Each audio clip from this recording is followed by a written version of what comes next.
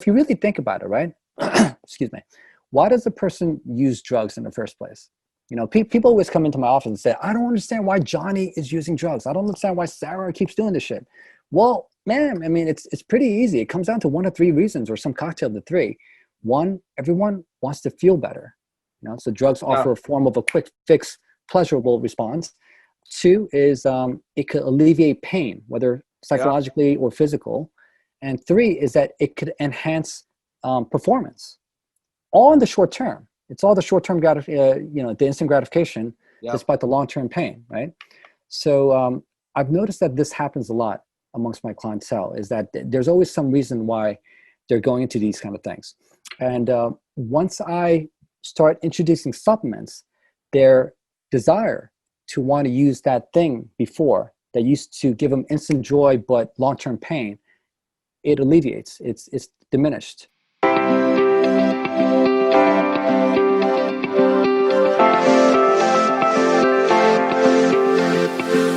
Hello and welcome to another exclusive interview by Recovery Today Magazine at recoverytodaymagazine.com, where first and foremost, we're a magazine of hope. Whether you're considering addiction recovery for yourself or loved one, maybe you've been in recovery a little while or a long, long time, you're going to find all kinds of topics related to addiction recovery, really living a happy, successful, sober life at Recovery Today.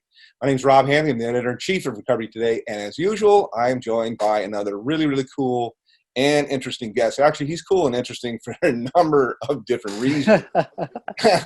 But he is a doctor. We love talking to doctors. So let me finish here to set this up. He's a board-certified addiction psychiatrist who specializes in holistic psychiatry and detoxification. He helps patients throughout Bucks County, PA, Pennsylvania, overcome their dependency to opiates, alcohol, and other substances through his modern detox program. My guest today is the very, very cool Dr. Joeseph Yee. Thanks for coming on, man. AKA the Street MD. Thank you so much for having me, man. Street MD, dude. And he is a bad mofo on social. I will say that, man. Well, although I live in currently farmland, Bucks County, Pennsylvania. So people are like, what are you talking about, man? You're Street MD. But I mean, I grew up in the ghettos of Philly, and then okay, for a little bit, and then in Bucks County, Pennsylvania now. The ghettos of Philly. All right. Yeah, hardcore, man. It was, I never really heard anybody talk. I've heard like the ghettos of Chicago, ghettos of New York. I don't think I ever heard about the ghettos of Philly, man, other than like Rocky or something like that, maybe, Yeah, that. And then also just a quick little thing about me. Before I went to medical school, I was trying to be a musician for 3 years. When I told my parents that I want to be a musician and not go through with medical school, like every Asian parents. You got it. When you're Asian, dude, come on, man. You got to be a doctor, lawyer, engineer. The stereotype is true. They were super thrilled that I got into medical school. And once I got in, I said, you know what? I'm going to try this music shit. And for 3 years, man, I was on the streets of New York City, man. That's a tough way to live when you got to like figure out how you're going to eat. Musicians, like, I have the utmost respect for them. And my heart really goes out for these guys now, especially with everything going on. It's pretty crazy that, this is happening to entertainers and artists and so on. Yeah. Right? Our cover this month is a big rock star guy that has filled up his band, the Bad Wolves. A shout out to Tommy Vexed. Yeah.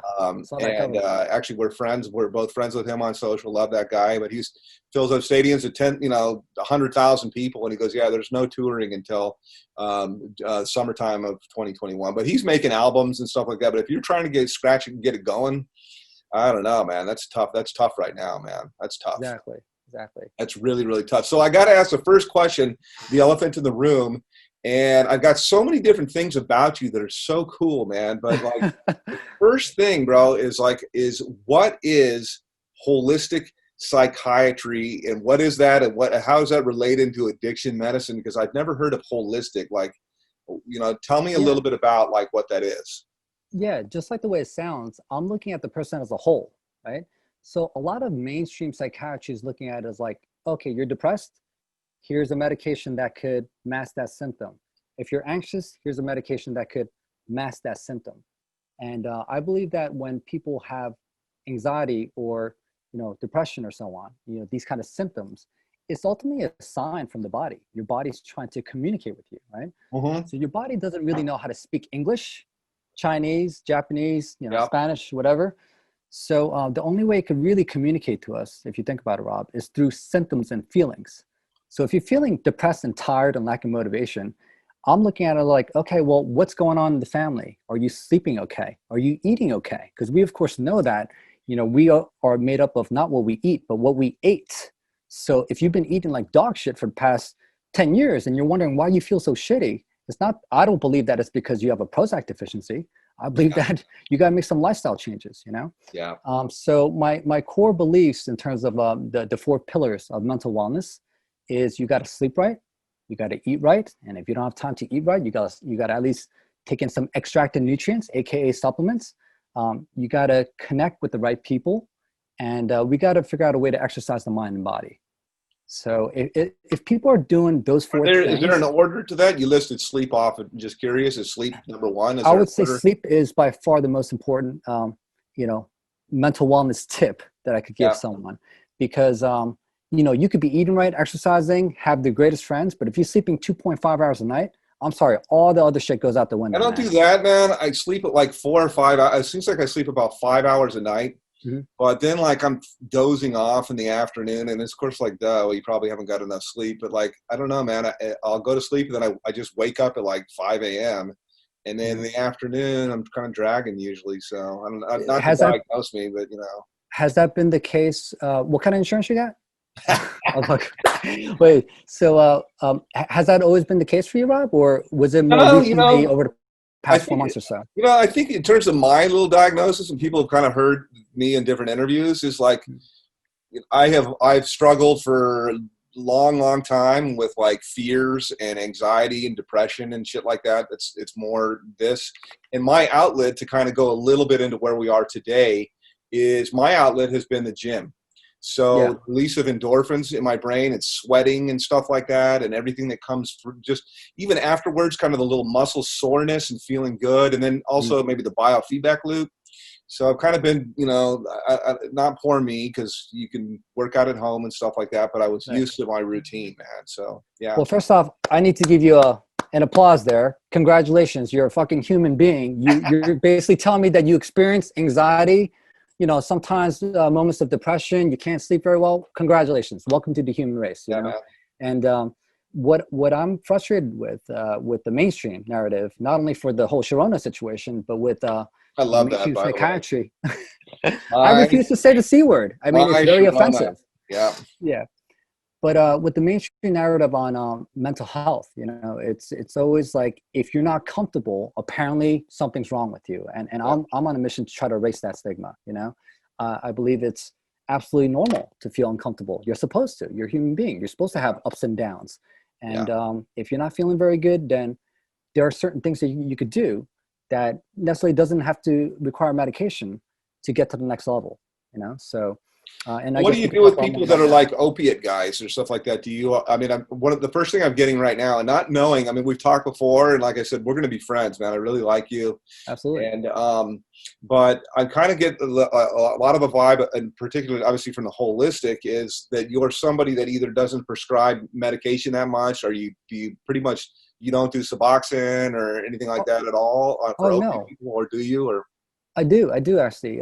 First off, what's interesting from my social media is that a lot of times people don't know that I'm actually a board certified addiction psychiatrist, right? They think I'm an entertainer or something.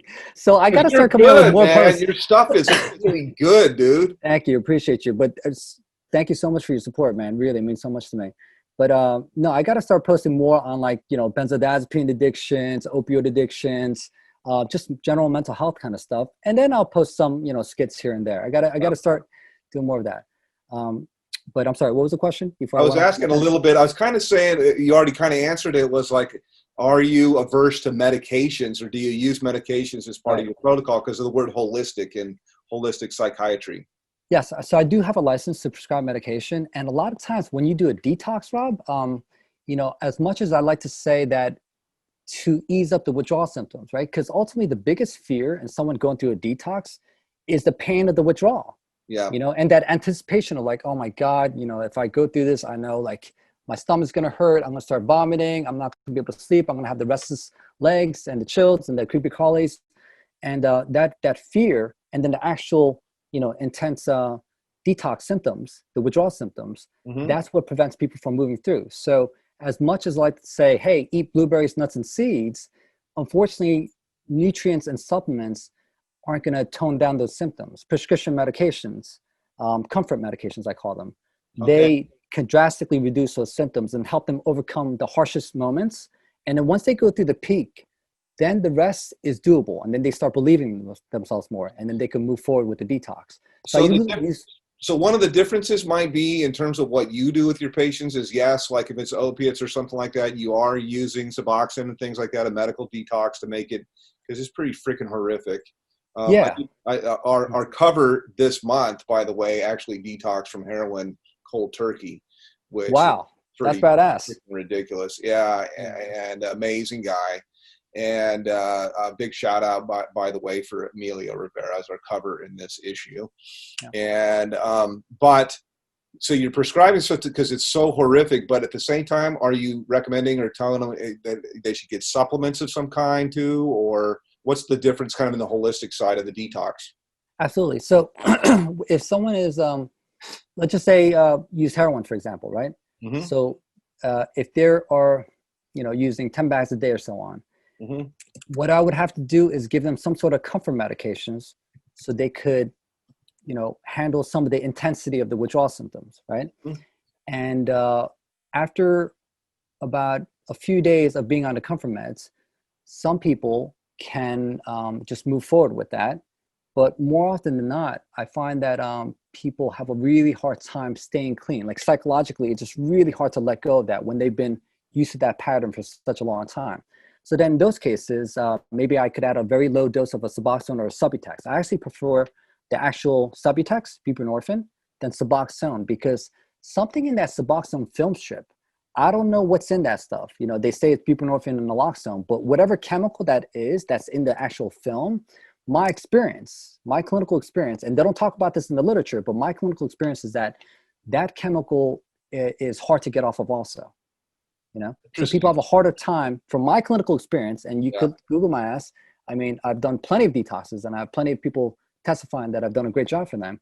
They do much better coming off of the pure buprenorphine, Subutex, than the Suboxone. So if our listeners out there, they're being prescribed Suboxone, it's certainly, I actually urge you guys to talk to your doctor. If you guys are serious about coming off it someday, to have the conversation about switching over to Subutex or just pure buprenorphine. And I find it that my clients have a less difficult time coming off of pure Subutex than the actual Suboxone film strip. My opinion is I just don't want to be on any drugs of any kind, really. Absolutely. I don't know. I like the whole thing. Like, it's not like it's not like you got a Prozac deficiency or something like that. I'm a big believer that your body can heal itself if it has the right nutrients and what you put into it and everything. How about, before I forget, in terms of stuff, what about CBD? There's a lot of miraculous things right now in CBD. What are your thoughts on that? Is that one of the things in your protocols at all, or what are your thoughts on it? Well, if I could share this with you, I've been a big time stoner for most of my life. I'm 44 years old, and these kids, they'll be like, yo, man, you don't know me. You don't understand me. Motherfucker, I smoked like 3 times your lifetime of weed in my lifetime. So no, I've had tremendous experience. Unfortunately, I had to let go of that around 7 years ago. When I was around 37 years old, how I come? had to let go, not by choice, but because when that new vape THC came out, it was like a little bit too potent for me, and I had a really bad panic attack. And since then, I couldn't go back to it. So you personally are not in recovery. It's not like a therapist or a doctor's got to be in recovery at all either, house. So, right? Like, I mean, let's say I partied a lot, man. I mean, I partied a lot, especially during my music days. And truthfully, Rob, that's where I got all the training, like really, like from experiencing all the partying and experimenting with all the various substances out there. That's where I felt like I got my PhD and like understanding. That is different, man. I did not expect that, man. I did not expect that kind of answer. Wow. Now, if I could answer your CBD question, and the way I converse with my clients is I'm brutally honest with them, and they appreciate the genuine, honest, sincere, talk. Yeah. And the truth is, what I appreciate about THC is like I don't know if you've ever smoked before, but the quality of the music. You know, you could hear the drums, you could hear the bass line, the lyrics, the vocals are super crisp. No, The music not for sounds me. better. Not for you. Not so No, much. man, I was never good. Like, I was like the world's biggest lightweight, smoke a half a joint, and all I want to do is eat ice cream and not talk to anybody and just watch TV, and that's all. Like, Well, movies are definitely more interesting when you're stoned.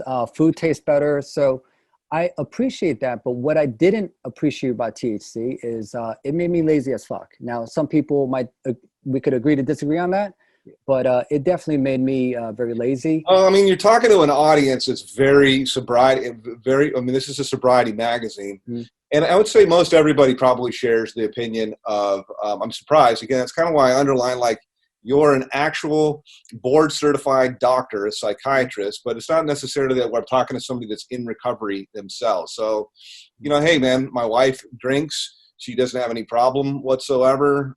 Somebody, you know, it's legal to smoke weed and whatnot like that. Most people I find will differentiate and say, as long as it doesn't have THC or it's not something that is psychotropic at all, you know, I'm cool with it. But I know there's a lot of really amazing medicinal properties, holistic, I would probably say, that they're discovering now in CBD. So I'm not really an advocate either way. I just know that it's a real topic of, well, I actually am. I like CBD, I guess I would say. Absolutely. So I'm not a doctor, you know. So since I stopped using THC about 7 years ago, what I do miss about, I guess, marijuana was the relaxant properties to it.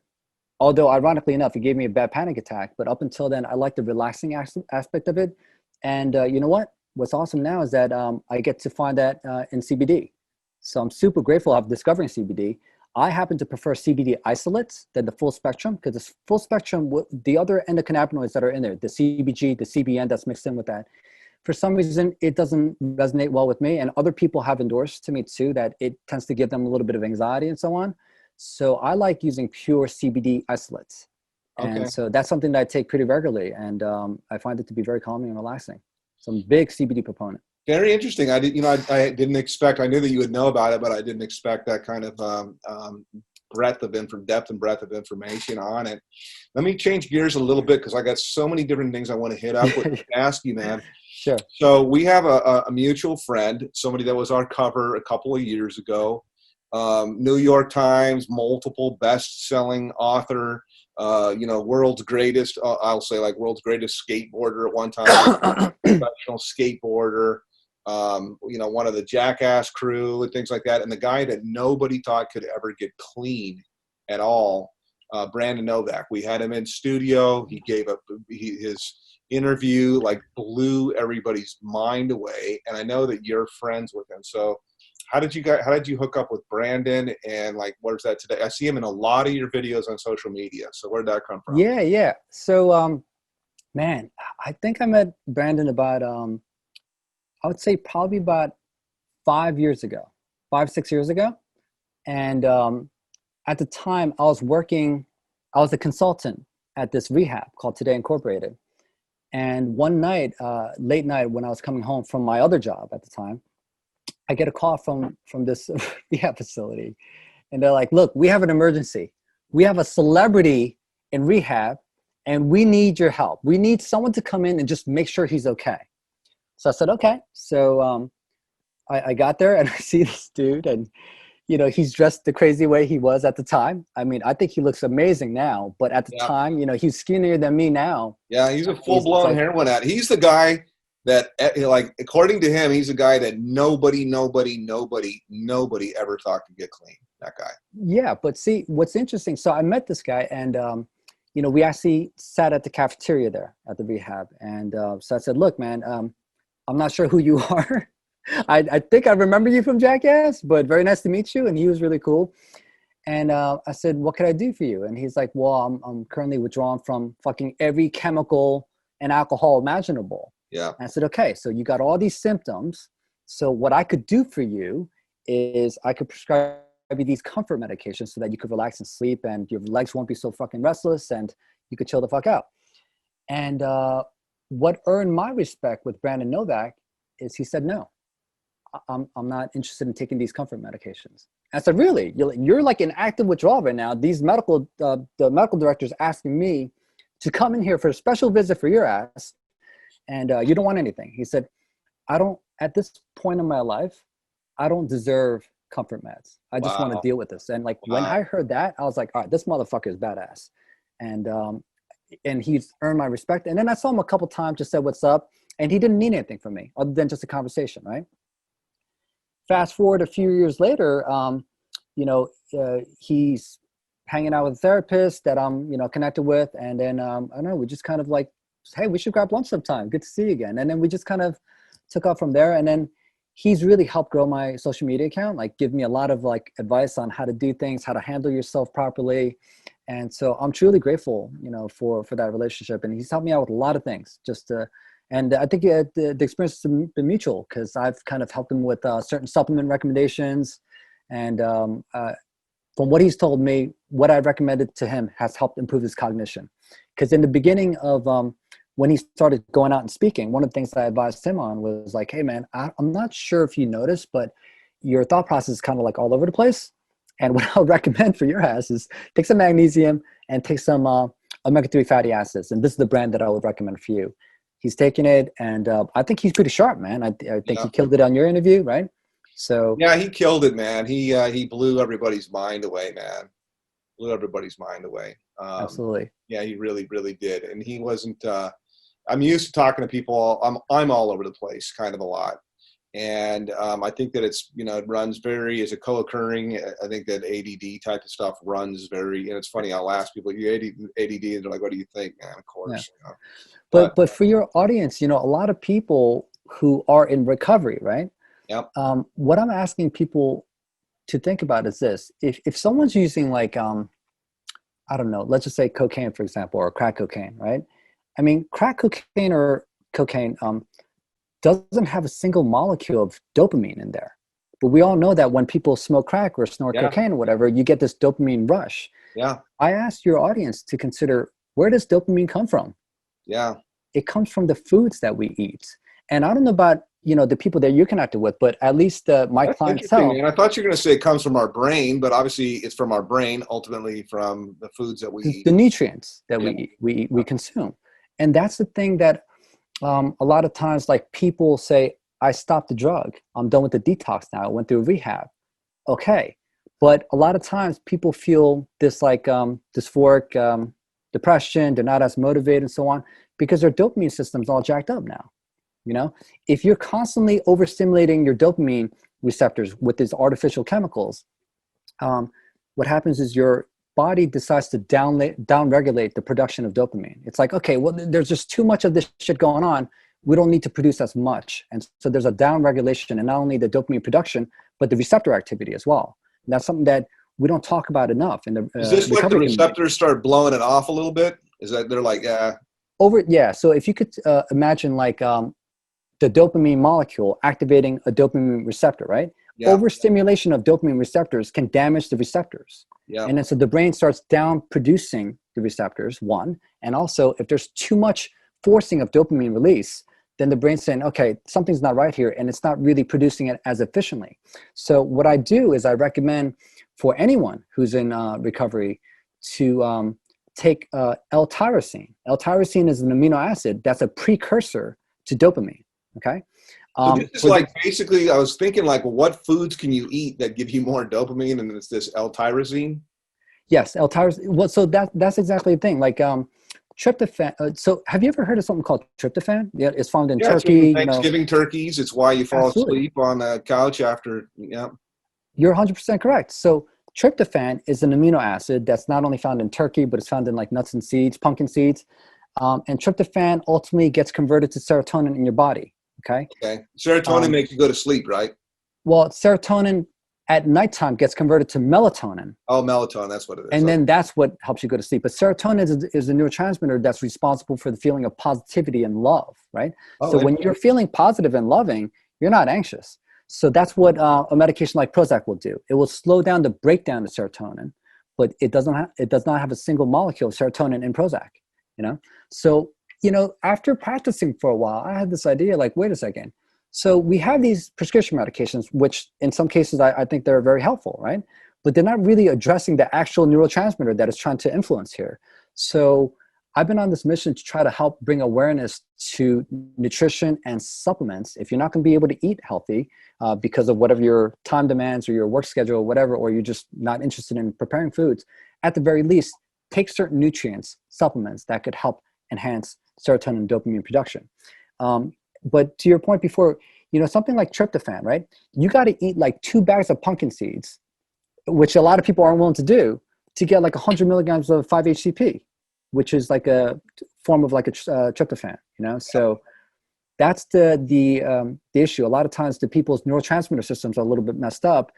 And that's why more than I've actually researched a little bit 5-HTTP, because I was Googling one time for like, part of my thought process is I would think to myself, depression can't be, it's one thing to go, congratulations, you're human, up and down or whatever, but I think to myself, God, this really sucks. And anybody that actually has suffered with depression knows, I'm like, it's unfair, which is probably part of the whole thing anyway.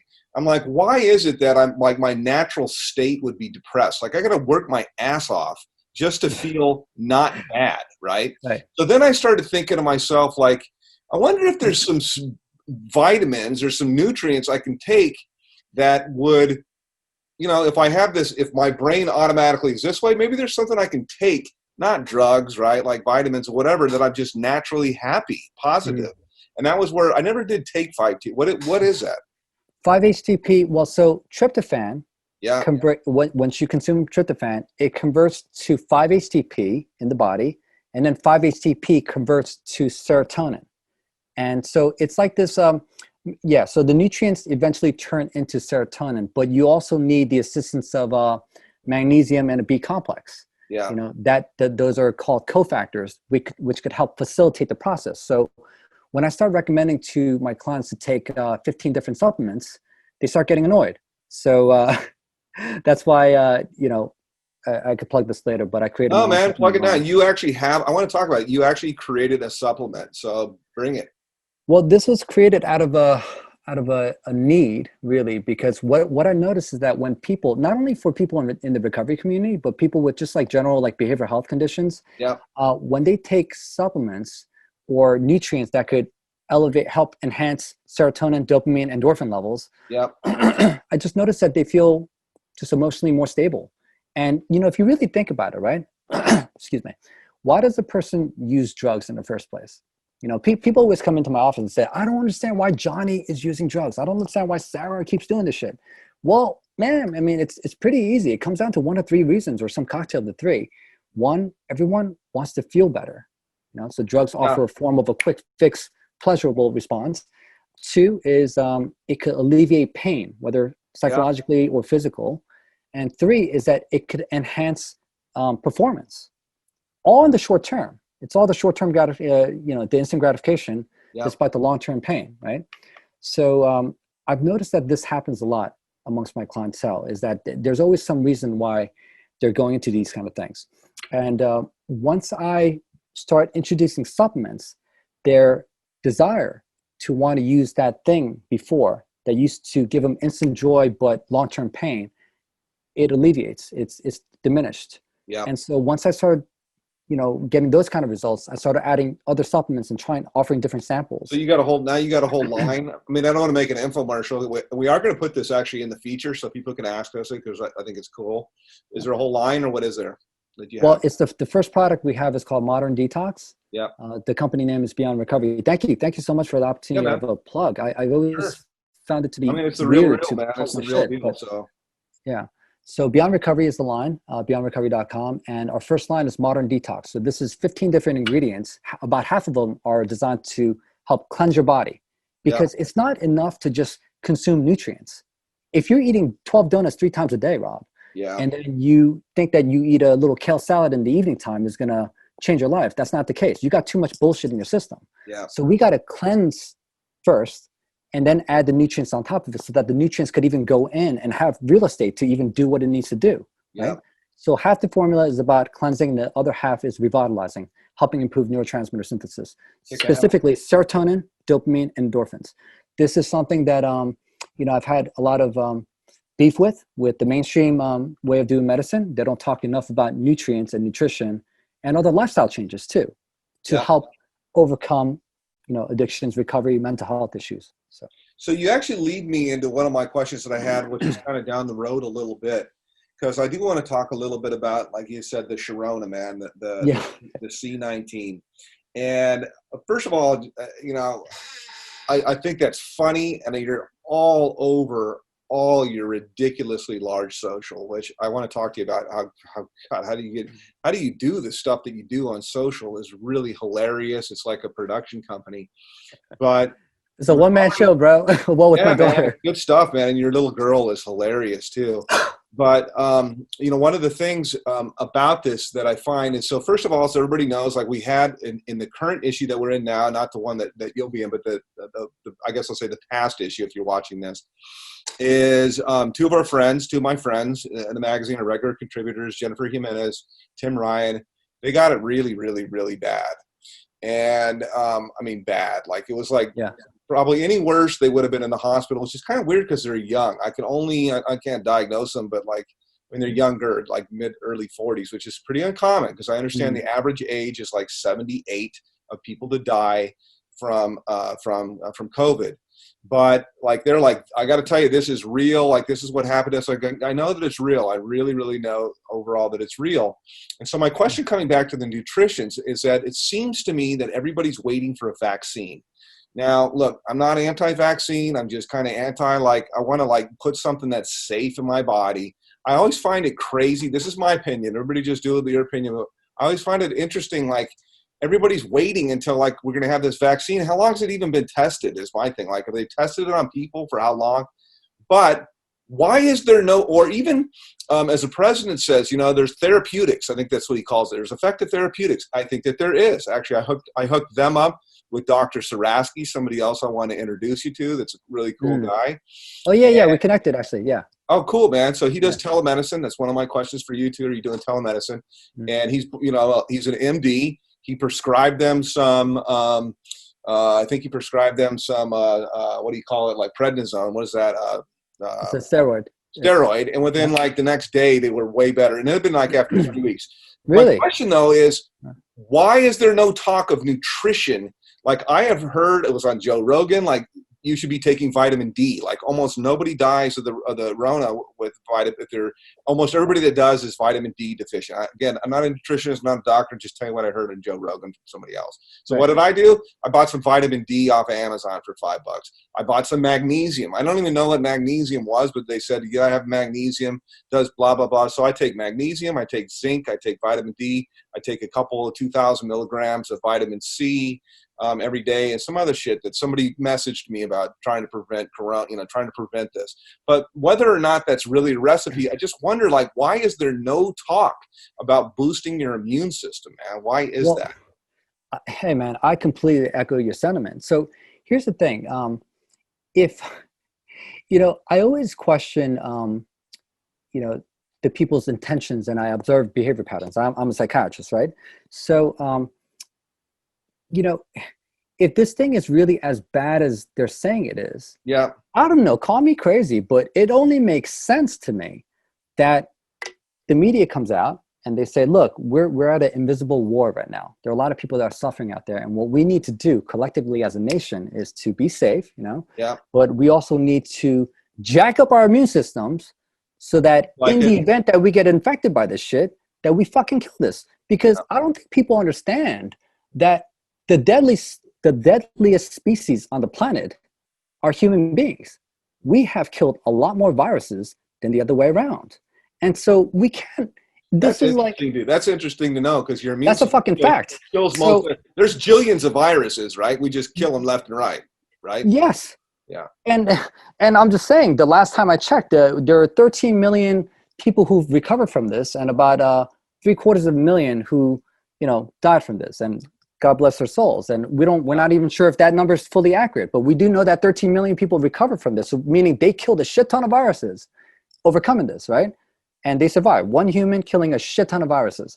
So, I wish that they could have some positive talk about, hey man, we're a force to be fucking reckoned with.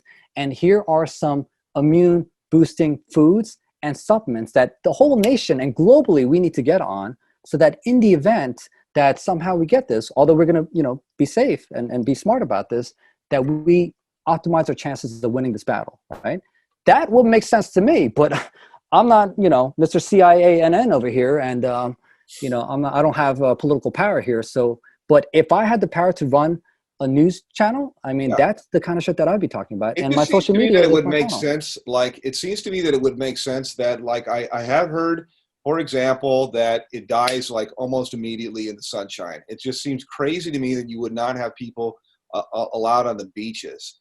But simple things like vitamin D is like, it costs nothing and your body makes it when you go out in the sun, or different things like that. I don't know. It's frustrating, and it leads me. I already know the answer, and I you know, I'm kind of a distrusting person. Where I look when this whole thing started to happen, and again, look, I think that the virus is real. I have friends that have had it. It was very, very bad.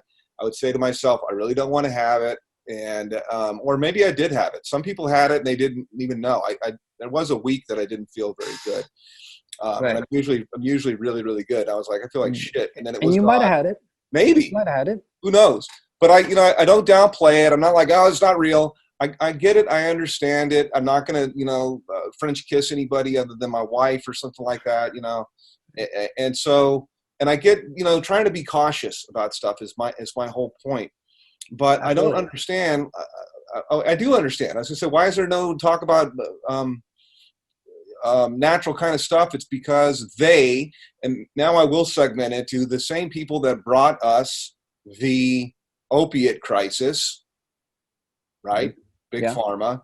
Those that brought us the opiate crisis are bringing us very expensive therapeutics and are going to bring us a vaccine there. I kind of said it. So yeah, I got a tinfoil hat on. I probably do, but I like to I just ask questions about stuff.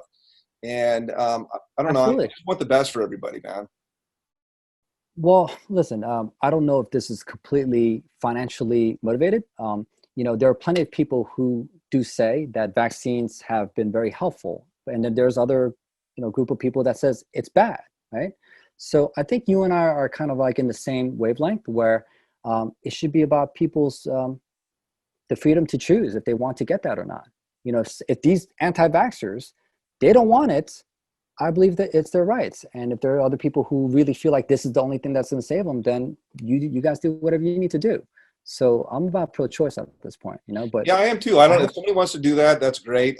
I've always, for many, many years, I've kind of been a natural type of a person. So that's kind of my thought on it. So what are your thoughts? I mean, am I off base on when I said, my question was, what are your thoughts about Big Pharma and their role in the opiate crisis? I know from people. Well, what I do know is that about 50% of the CDC's fundings to vaccine companies. Mm-hmm. So people don't talk about that as much. We know that the second largest contributor to the WHO is Mr. Billy G.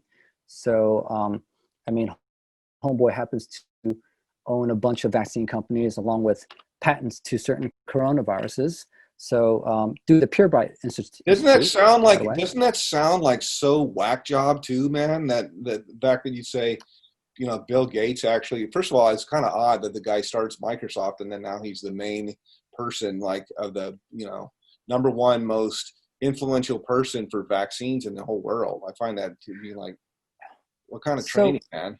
I mean, he's come out on TED Talks and said that, look, man, if the human population goes to like 9 billion plus, then all this shit's going to happen. So we got to, do a better job in controlling the population. So, to these guys, listen, in all fairness, I don't believe that they think they're fucking crazy or they're evil.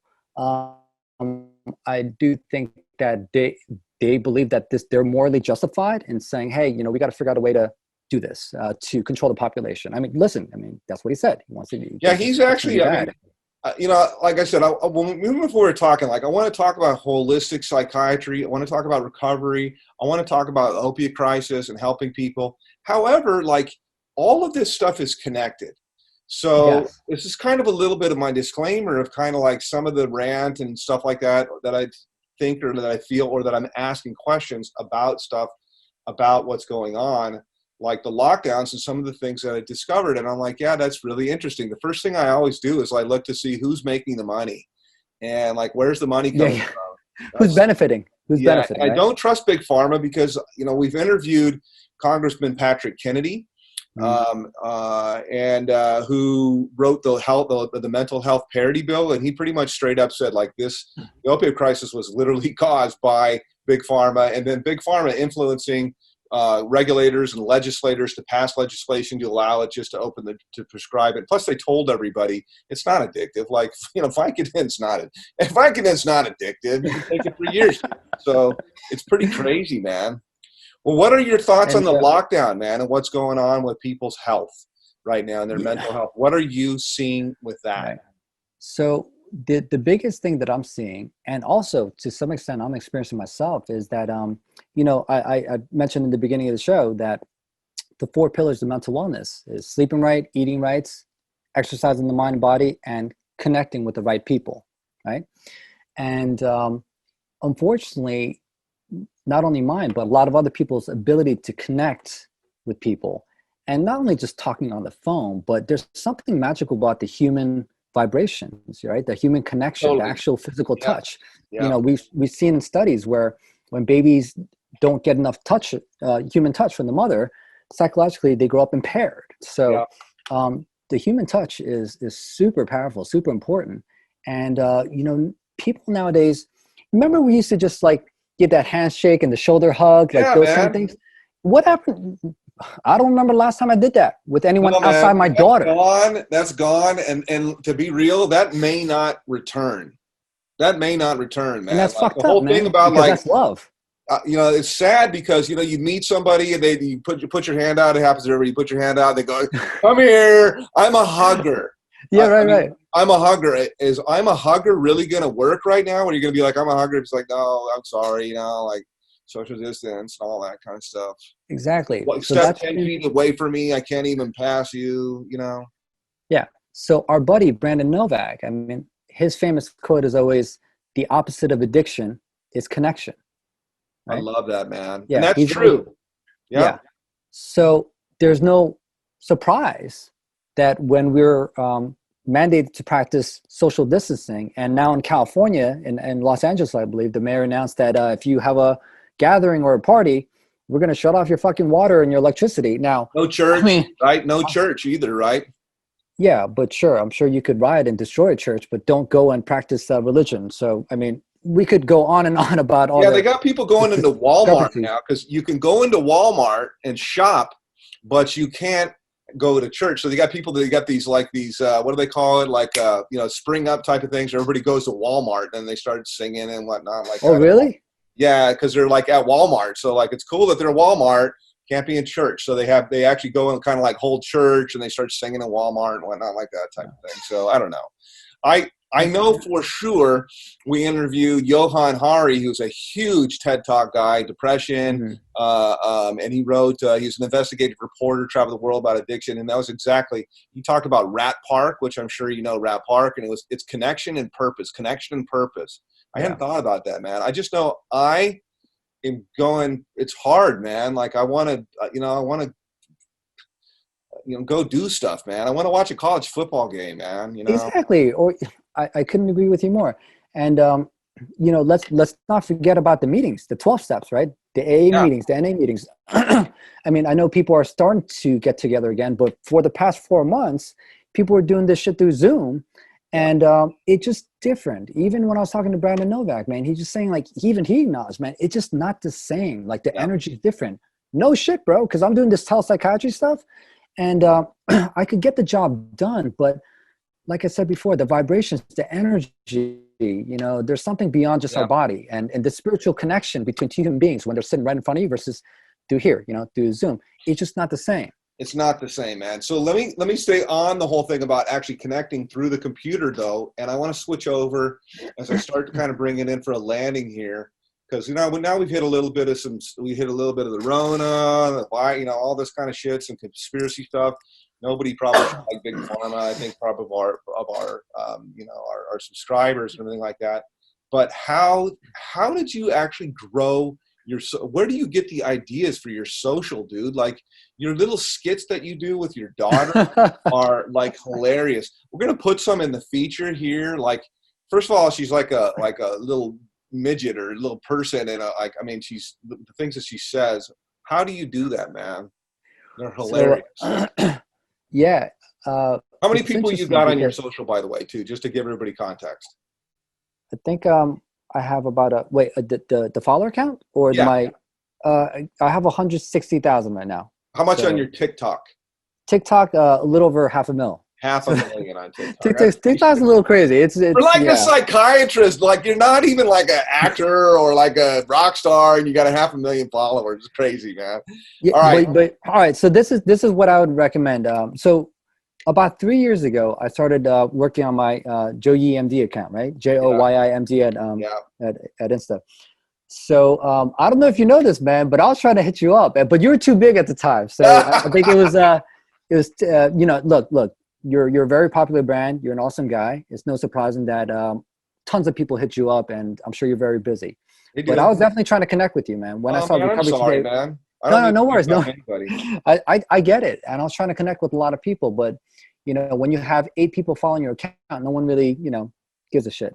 And what I've hustled and I try to come up with different content or whatever, and no one will care, right?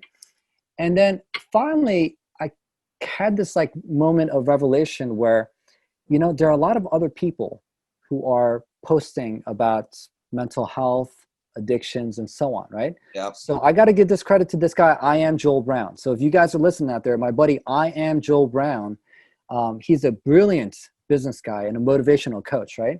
So he just hit me up out of the blue, and he just said, "Hey, thank you so much for following my account. I really appreciate you." He actually like wrote me a message, and this is when my account was like nothing, right? And I was like, "Oh my God, this motherfucker actually like wrote me a personal like message." So I said, "Thank you, I appreciate you," right?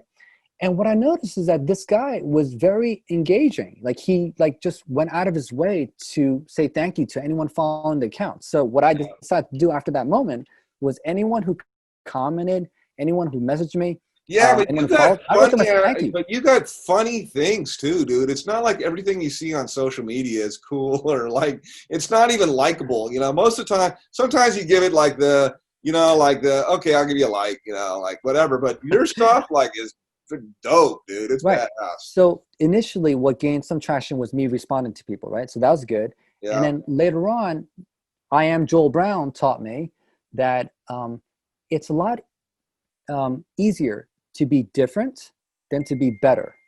That's what he taught me. So what I was doing is I was trying to be smarter than Dr. Joel Fuhrman. I was trying to be smarter than Dr. Kelly Brogan, you know, smarter than Sarah G, smarter than Chef Pete Evans. I was trying to be better than them in some way, but I just noticed that, hey, why don't I just be different and show this other true side of me that I'm really holding back. Where'd you get this? So when I started, where'd you get the street psychiatrist? Where'd that come from? Or street therapist? What is it? Street therapist? I'm sorry. Yeah, it's called Street MD. Street MD. Where'd that come from? So then when this whole Sharona charade happened, I just started getting so like angry at like what's going on and some of the discrepancies in their data and what's really happening and so on. So I just started going on this rant. Yeah. And my account on TikTok was initially called like Mind School. That went nowhere. And then I said, fuck it, man, I'm going street on this shit. So then that's kind of how it happened. And I just started going off in the media and calling out all this shit. And then people started really responding. Yeah. And, you know, there are a lot of people that are afraid, right? But what they saw from my channel was someone who was pissed off. So and I still stand by that message. If you're, rather than being afraid, it's better to be, you know, aroused, like empowered and somewhat pissed off and empower our immune system. That's been my message this whole time, to like, let's not be afraid. Let's get to the next level of like in terms of empowerment for us and to help others out too. And so that's when it really blew up, is when you started when you started doing that, kind of when you started coming out with that. Yeah, because I stopped trying to be a professional doctor. Yeah. And when I started to, I mean, that would be very boring compared to what you do now. That would be very boring. Yeah. When I just put my cap on, my T-shirt, and I just start speaking truth and just from my heart, right? Yeah. Then I was just naturally different from typical doctors, and that helped gain a lot of attraction. I can really relate to being pissed off, but one of the things I look to also is because I write a letter to the editor every month in the magazine, and one time I wrote this stuff and I was just all it was just all this anger and vitriol in the beginning, and then I try to bring it contexted and bring it back, and fortunately I sent it to a couple people that are good friends of mine that write and stuff. They're like, it's pretty good, but you may not want to be like that, so then I started thinking about what's my lane a lot, and I'm like, look, okay, Recovery Today is a magazine of hope, right? So it's really interesting because on one side, I think to myself, I'm pretty angry about a lot of the things, and I process it too. I try to be very real with everybody in the magazine that would read my stuff. I vacillate between being really pissed and angry. I live in a state that's very locked down, and I live in Washington. And then I think to myself, well, there's nothing I can do. So I got to accept the things that I cannot change. And then on the other hand, I think yeah, I can kind of do something. I can tell somebody about, something. Because I don't want to just be somebody case of rah, it'll be what it'll be.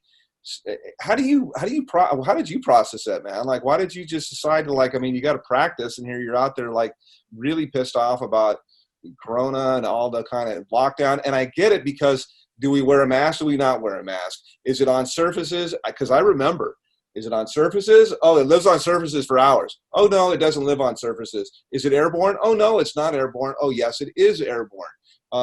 Should we wear, no, definitely don't wear a mask. Definitely do wear a mask.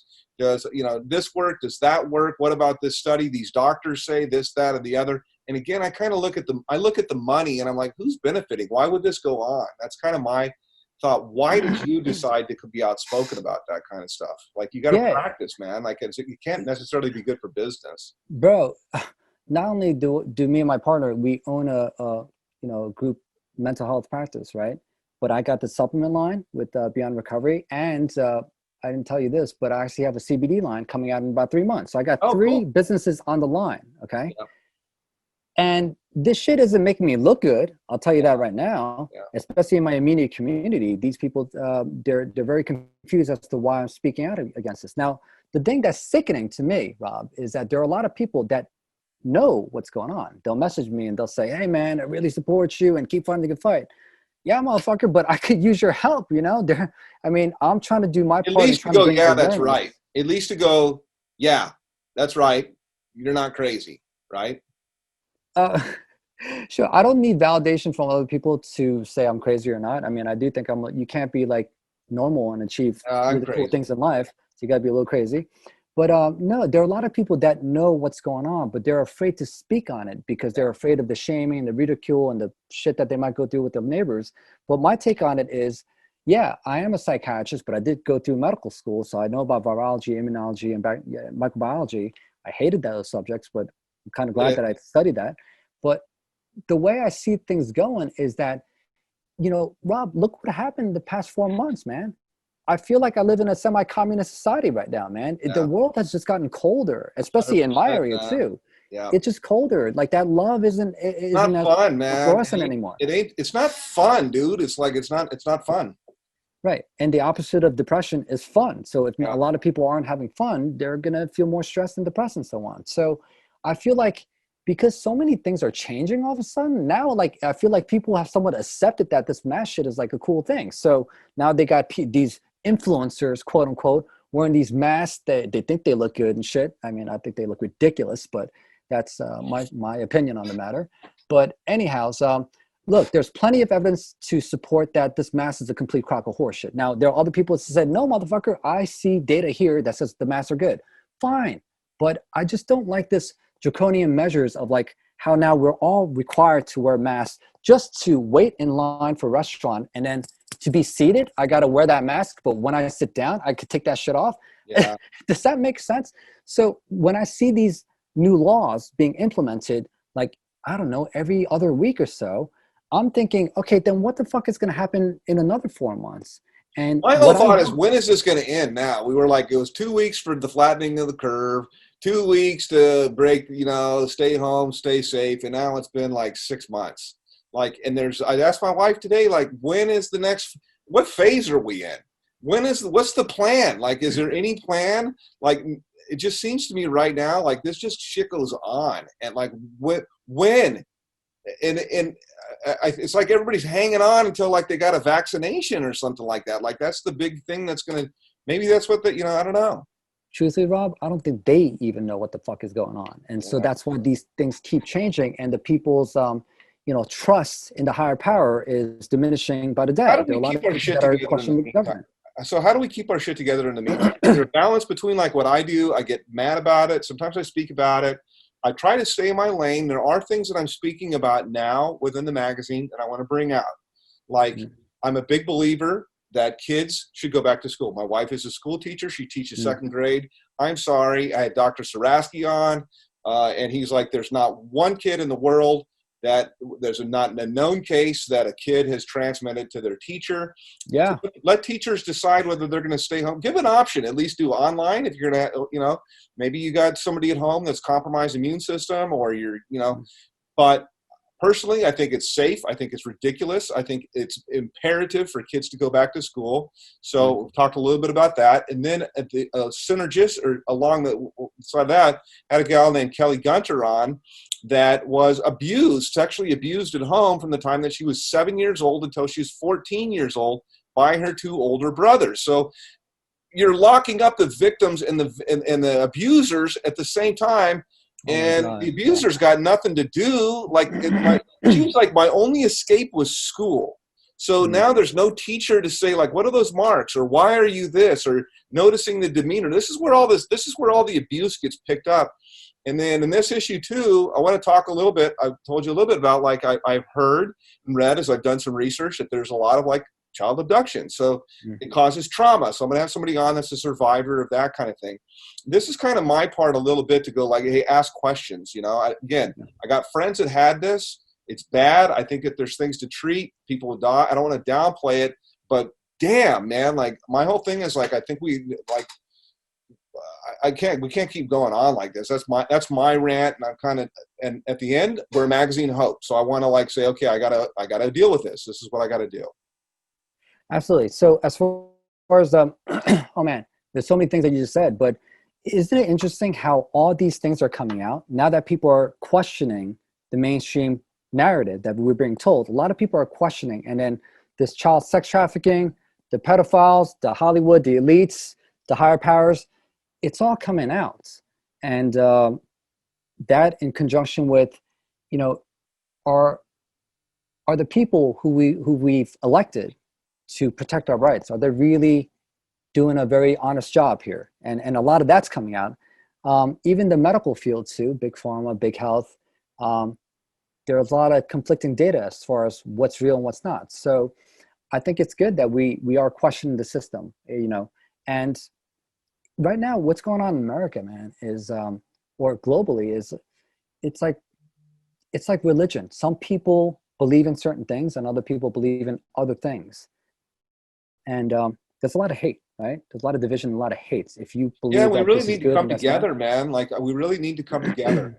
yeah. Because if we're being attacked by a fucking alien species, I'll tell you what, we'd all get together right now and be like, let's battle these guys. So we need to, I guess, understand and accept that, look, we could have differences of beliefs, but I mean, as cliche as this might sound, man, I think we really have to do the best job possible for all of us to help promote and spread love and connection and unity. 100%. We are being affected right now because of this isolation and the social distancing. That's the major kicker. Because what do we do to keep our shit? What do we do to keep it together, man, in this time? Because I have to tell my wife, I'm like, it's because of the governor or whatever, man. Like, it's not going to change. So what do you do? How do we keep it together? Just do what you work around the parameters that we have. Okay. So a couple of things. So because the issue with connection has been impacted, right? A couple of things that I could recommend is that, for example, you live with your wife and your kids? Yep. Okay. So every day, for you guys who have family, you live with someone else, give each other a 12-second hug. A 12-second hug. So 12 seconds is the minimum amount of time that is required for that spiritual loving energy to transpire from one person to the other. Try that out, man. Change your fucking life. 12 seconds. 12 seconds. Like, you and your wife, give a genuine 12-second hug, man. Because if I saw you, I'm sure I'll give your ass a hug, man. We seem like we're Yeah, both man. clean, Totally. whatever, Okay. right? But that might be like a, I don't know, 3-second hug. Like, yo, what's up, man? Nice to meet you, right? Yeah, 12 would I'm be a saying. little much. Yeah. But you and your That'd be like loved where you ones. start doing the pat. Okay. Yeah. Good to meet you too. Pat. Like, yeah. Okay. Exactly. But you with your children, you with your wife, give each other Yeah. a 12 Yeah. second loving hug. Let's get that connection going. Yeah. Okay. And connection, we of course know, doesn't have to always come from another human being. Sometimes the connection to a higher power as well. So I would say every single day, man, at least spend some time, at a minimum 1 minute a day, meditate, clear your mind, connect with your spirit. Yeah. So that, and then also when people are connecting with their friends, if they're socially distancing with their friends, at least do FaceTime. There's something about seeing people face to face that's different from just having a phone call like this, right? Yeah, it is true. It is true. Yeah. Well, look, I want to bring this in. We talked about a lot of stuff. It's funny, when we were setting this up, I knew how interesting you were and all of how passionate you were about so many different things. It's like, well, what are we going to talk about? So, well, we'll talk about, like, obviously about addiction and recovery, mental health. It leads directly into like the shutdown and the lockdown. And then I know that you're pretty outspoken. So I don't, something about whatever it's going to be, wearing a mask or what's going on. But I wanted to have a conversation because I thought it would be really, really valuable. So I got to tell you, I appreciate your time. And how can people get back to you and connect, man? Like, first of all, you got to go to his Instagram and to the social. You got to go. Thank you for the plug. Appreciate that, man. Yeah. And, people Where are you at? Tell everybody where you're at. At JOYIMD. So it's like Joe Yi MD. Yep. And then on TikTok, it's Street MD. So Street MD. And then what's your website again? It's drjosephyi.com. Okay. Last name is 2 letters spelled YI. Yeah. So and how about your supplements and all that kind of whatnot too? Oh yeah. Thank you. Hey, so for people who need some help with cleansing and also nutrients to help boost their neurotransmitter system, it's beyondrecovery.com. Check it out. And for you listeners out there, the promo code, don't laugh, is StreetMD. And if you do that, you get 22% off. And that's basically wholesale price at that point. I'm not making a buck off you guys. You're if you do paying that. them. You're actually losing money. No, I'm just kidding. I would say I'm breaking even at that point. But the idea for a business in the first couple of years, not really to make money. Yeah, that actually is a whole thing. You get people going and on it, and then they like it, and then they rebuy, type of a deal, right? Absolutely, yeah. But it's a very purposeful product, so I appreciate you guys having to. Yeah, man. Well, we're gonna do some more stuff together. As I said, when we finally get connected, I was like, I know we're really alike, and so thanks for your time and being so cool. Thank you. And yeah, man, I know our readers are gonna completely just love you. So, as we wrap up, this has been another really cool. Hopefully, it was for you. It was for me. Interview with Dr. Joe Yi, Street MD. And get back to them on social. So thanks, everybody.